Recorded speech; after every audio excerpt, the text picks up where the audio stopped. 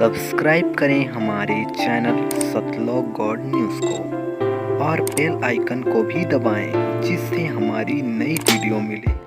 भाषाविहीन होने से कोई राम कहता है, कोई अल्लाह कहता है, कोई बात नहीं। भाषाविहीन होने से कोई दिक्कत नहीं। राम कहो चाहे अल्लाह को, गॉड कहो, रब कहो, खुदा कहो। तो वो कौन है, उसकी परिभाषा क्या है?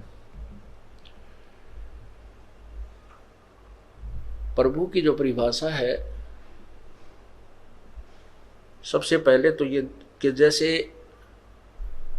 जिस भी प्रभु में जितनी शक्ति है वो उतना ही स्वामी है, उतना ही मालिक है। जिस प्रकार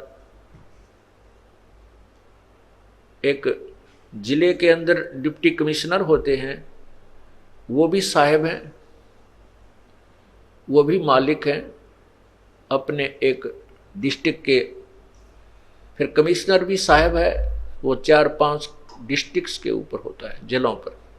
फिर मंत्री साहब होता है, वो एक विभाग में मालिक है। फिर मुख्यमंत्री साहब होता है, वो एक स्टेट प्रांत में मंत्री साहब होता है, वो भी मालिक होता है। साहब मीन प्रभु, स्वामी। राम उसको अल्लाह कहो चाहे स्वामी कहो। और प्रधानमंत्री बहुत से राज्यों पर, बहुत से स्टेट्स के ऊपर मालिक होता है। और राष्ट्रपति पूरे राष्ट्र पे जो है ओवरऑल कंट्रोलर होता है, तो वो भी साहब है। राष्ट्रपति साहब, प्रधानमंत्री साहब। तो अब हम जैसे यहाँ ब्रह्म बोला जाता है, वैसे ब्रह्म का अर्थ भगवान होता है, ब्रह्म कहो। अब यहाँ जैसे कोई भी किसी ऑफिस में काम करते हैं, जैसे हम ऑफिस में काम करते थे, दास जेई लगा हुआ था, तो एक्शन ऑफिस में जाते थे तो वहाँ के क्लर्क लोग यही बोलते थे कि साहब का ऐसा आदेश है, साहब ने ऐसा कहा। तो बार बार नहीं कहते थे एक्शन साहब, उनका अंडरस्टूड साहब था। वहाँ सुनने वाले को भी अंडरस्टूड था, बोलने वाले को भी अंडरस्टूड था कि साहब कौन है। तो उस डिवीज़न का वो साहब अंडरस्टूड था। तो इसी प्रकार जैसे यहाँ इस 21 ब्रह्मांड में जो राम बोला जाता है, ब्रह्म बोला जाता है, तो यहाँ जब हम ब्रह्म बोलते हैं, अपने परमात्मा की वाणी में ब्रह्म शब्द आता है, गीता जी में ब्रह्म शब्द है, तो ब्रह्म का अर्थ है 21 ब्रह्मांड का मालिक, जो राम यानी ज्योति निरंजन, ये काल, इसको ब्रह्म, ये भी भगवान है, ईश है। लेकिन परब्रह्म क्यों कहा गया? कि इससे नेक्स्ट जो परमात्मा है वो भी नेक्स्ट ब्रह्म, नेक्स्ट भगवान, अगला भगवान। और पूर्ण ब्रह्म इसलिए कहा गया क्योंकि ब्रह्म भी बहुत हैं, परब्रह्म भी बहुत है, उसके अंतर्गत बहुत से लोग हैं, इसलिए पूर्ण ब्रह्म बोला गया। पूर्ण भगवान, पूर्ण परमात्मा, कंप्लीट गॉड, ऑलमाइटी गॉड, यानी वो भी राम है और वो सबके ऊपर परमात्मा। इसलिए ब्रह्म, परब्रह्म, ब्रह्म माने भी भगवान होता है। जैसे ईश बोलते, ईश माने स्वामी। जैसे नरेश, नर जमा में ईश, नरेश राजा को कहते हैं, आदमियों का स्वामी, आदमियों में का मालिक, नरेश।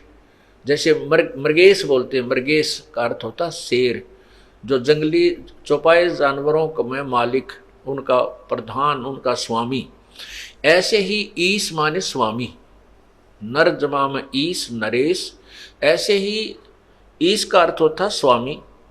ईश है 21 ब्रह्मांड का मालिक। ईश माने भी भगवान होता, ईश। इसलिए इसको ईश्वर, परमेश्वर 3 शब्दों में इसलिए डिवाइड किया गया है क्योंकि ईश माने ब्रह्म, ईश इक्वलेंट टू ब्रह्म। ईश कहो चाहे ब्रह्म कहो, भगवान ईश माने प्रभु और ब्रह्म माने भी प्रभु। और ईश्वर, जैसे हम ब्रह्मा जी को भी ईश हैं, विष्णु जी भी ईश हैं, स्वामी हैं, मालिक हैं, साहब हैं, शिव जी भी साहब हैं। ये अपने एक ब्रह्मांड में एक विभाग के स्वामी हैं, एक विभाग के ईश हैं, भगवान हैं। अब इनका पिताजी जो है ये इनके ऊपर ईश है,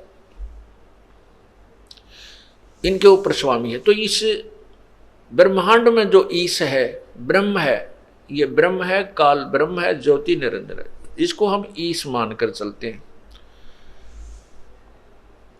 और इससे बड़ा जो है जो ईश्वर, ईश्वर माने जो भगवानों में श्रेष्ठ, और परमेश्वर जो ईश्वर, ईश माने स्वामी, वर माने श्रेष्ठ, यानी अन्य भगवानों में श्रेष्ठ, और सब भगवानों में श्रेष्ठ से का भी श्रेष्ठ, परम श्रेष्ठ। वर माने पति भी होता है, ईश्वर, वर वधु। तो ईश्वर का अर्थ है उस स्वामी का भी, उस ईश का भी पति, मालिक, ईश्वर। और परमेश्वर, परमेश्वर उस ईश्वर का भी परम वर, उस ईश्वर से भी परम श्रेष्ठ परमेश्वर कहलाता है। ईश ब्रह्म, ईश्वर पर ब्रह्म, और परमेश्वर पूर्ण ब्रह्म, परम अक्षर ब्रह्म। इस प्रकार हमने ये प्रभु की जो डेफिनेशन है ऐसे समझना है। ये तो केवल एक नाम को क्लैरिफाई किया है कि परमात्मा हम किसको मानते हैं। जैसे हम विष्णु भगवान के अवतार श्री कृष्ण, श्री रामचंद्र जी को भी राम बोलते थे, भगवान कहते हैं। ये भी स्वामी है, जितना क्षेत्र इनका विभाग है, जितनी इनकी पावर है, इतने राम हैं ये। इनको नकारा नहीं जा सकता। जैसे एक विभाग होता है, उसमें जिस भी अधिकारी कर्मचारी का जितना कार्य क्षेत्र है, जितनी उनकी पावर है, उतने वो साहब होते हैं और उतने वो आदरणीय होते हैं। हमने केवल ज्ञान, हम आपको केवल ज्ञान समझा रहे हैं, ये नहीं कह रहे कि ये रिजेक्टेड है, इनसे हमारा कोई लेना देना नहीं। जब तक हम इस काल के देश में हैं, हम इन भगवानों के अधीन हैं। हमने इनके प्रत्येक मर्यादा का पालन करना है, इनके नियमों के अंतर्गत रहना है, नहीं तो हम दोषी बन जाते हैं। जैसे हम विदेश में गए हों तो उस देश के कानून में हमें रहना पड़ेगा, चाहे हम कहीं वापस आना चाहेंगे तभी आ सकेंगे जब उनकी सब मर्यादाओं में रहते हुए अपना धनी होंगे, वापस आने जोगा ब्योंत कर लेंगे। यदि हम वहाँ दोष कर देंगे तो हमारा वहाँ फिर सजा हो जाएगी। इसलिए हमने इनके यहाँ के जो नियम हैं इनको भी पालन करना है और इन भगवानों का सत्कार करना है, लेकिन पूजा केवल अपने ही परमात्मा पूर्ण ब्रह्म की करनी है। जैसे किसी भी ऑफिस में आप जाइए, चाहे भले ही आप किसी मंत्री, मुख्यमंत्री के भी व्यक्ति हो, फिर भी आपको वहाँ के कर्मचारी अधिकारियों को सत्कार ही कर देना होता है शिष्टाचार के नाते। नहीं तो वो उल्हाना देंगे कि आपका व्यक्ति आया था और हमारे साथ बदतमीजी की, तो वो साहब वो मंत्री और मुख्यमंत्री भी आपसे रुष्ट हो जाएगा कि तो भाई ऐसा नहीं। तो इस प्रकार हमने कहने का भाव यह है कि हम प्रत्येक मर्यादा को निभाते हुए भक्त बनेंगे और परमात्मा पाएंगे। अब जो प्रसंग चल रहा है, हम इस काल भगवान के जाल में फंस गए और अभी तक हमें इस काल ने इतना ज्ञानहीन बना दिया कि हमें ये भी नहीं मालूम कौन राम है, हम किसकी पूजा कर रहे हैं। अब जैसे मुसलमान भाई कहते हैं परमात्मा अव्यक्त है, अल्लाह निराकार है, मतलब वो अदृश्य है, उसका नाम क्या है? नाम कोई नहीं। स्थान क्या है कि सातवें आसमान पर अल्लाह रहता है। तो इससे एक तो बात ये सिद्ध होगी परमात्मा साकार है, क्योंकि वो एक देशीय एक स्थान पर रहता है। दूसरा, उनको ये नहीं मालूम कि उसका नाम क्या है। वो अल्लाहु अकबर भी करते हैं, लेकिन अल्लाहु अकबर है कौन? अल्लाह अकबर, अल्लाह कबीर।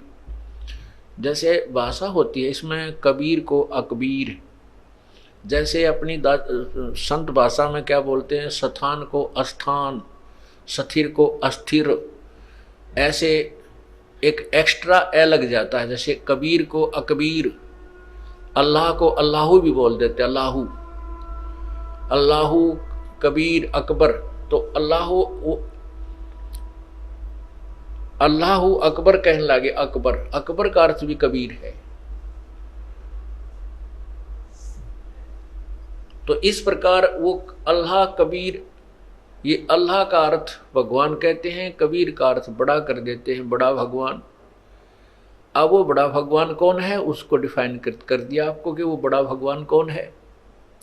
क्योंकि पवित्र कुरान शरीफ सूरत फुरकानी 25 आयत 52 से 59 में स्पष्ट किया है कि जो कुरान शरीफ का ज्ञान दे रहा है उसको मुसलमान धर्म अल्लाह मानते हैं। जिस भगवान ने, जिस अल्लाह ने, जिस गॉड ने कुरान शरीफ का ज्ञान दिया है उसको मुसलमान धर्म के भाई जो हैं वो कंप्लीट गॉड मानते हैं कि ये परमात्मा हमारा है। और वो कहता है कि हे पैगंबर अर्थात हजरत मोहम्मद, वो कबीर नामक जो परमात्मा बड़ा भगवान है उसको ये काफिर परमात्मा नहीं मानते, अल्लाह नहीं मानते, तो इनकी बातों में मत आना, इन काफिरों का कहा मत मानना, उसके लिए तू संघर्ष करना। और मैं जो तुझे ज्ञान दे रहा हूँ इस कुरान शरीफ में, इस ज्ञान के ऊपर तू दृढ़ रहना। जिहाद का अर्थ लड़ाई नहीं कहा, संघर्ष करना, चाहे कितना ही तुझे कष्ट दें, चाहे गलत बोलें, आप इनकी बातों से डगमग मत होना। और ये परमात्मा वही है जिसने सारी सृष्टि रची, जमीन और आसमान के बीच में जो भी कंस्ट्रक्शन है उसी अल्लाह ने की है। कोई जो गीता ज्ञान दाता किसी और, कुरान शरीफ का ज्ञान दाता किसी और अल्लाह भगवान के बारे में बता रहा है जो कबीर भगवान है। और उसने सारी सृष्टि, उसने सारी रचनाएं की है। और वो जिंदा, जो जिंदा महात्मा के रूप में प्रकट होता है। और हजरत मोहम्मद जी को भी परमात्मा पूर्ण ब्रह्म कबीर देव कल अल्लाहु अकबर आकर मिले थे जिंदा महात्मा के रूप में। तो उसी के लिए 52 आयत नंबर 58 में कहा है कि वो जिंदा कभी मरने, वो उस जिंदा, जो जिंदा तुझे मिला, जिंदा के रूप में मिला और वो पूर्ण परमात्मा है, वो अल्लाह बड़ा लिख दिया। अल्लाह कबीर को अल्लाह बड़ा लिख दिया, वो अल्लाह कबीर है, वो अल्लाह बड़ा कर लिख दिया उन्होंने अनुवाद में। बाकी मूल जो भाषा है वो सही बता रही है। और वो कभी मरने वाला नहीं है और वो अपने बंदों के गुनाहों से बाखबर है, खूब परिचित है, वो उनको अक्षमा कर देता है। फिर लिखा कि ये वही परमात्मा है जिसने ये कबीर वही भगवान है जिसने 6 दिन में सृष्टि रची, 7वें दिन तख्त पर जा बैठा। और उसके विषय में कुरान शरीफ का ज्ञान दाता अल्लाह कह रहा है कि मैं उससे परिचित नहीं हूं, उसके विषय में किसी बाखबर से पूछ देखो। इससे ये सिद्ध हुआ कि जिसको हजरत मोहम्मद जी अपना सुप्रीम गॉड मानते थे, अपना अल्लाह मानते हैं, और मुसलमान धर्म जिसको अल्लाह मानते हैं, वो गीता का ज्ञान उन्होंने दिया है, ना उसका कुरान शरीफ का ज्ञान उन्होंने, उसी ने परमात्मा ने दिया है।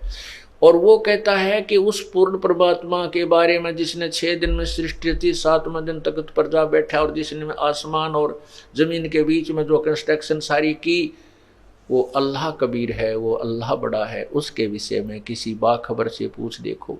हम अल्लाह यहाँ कबीर ना मान करके उन्हीं की अनुवादित की हुई कुरान शरीफ को मान कर चलें कि वो अल्लाह बड़ा है, तो गीता ज्ञान, कुरान शरीफ के ज्ञान दाता से कोई और अल्लाह है जिसके बारे में कुरान शरीफ के ज्ञान देने वाला अल्लाह अपरिचित है। बाखबर से पूछो, किसी तत्वदर्शी संत से पूछो।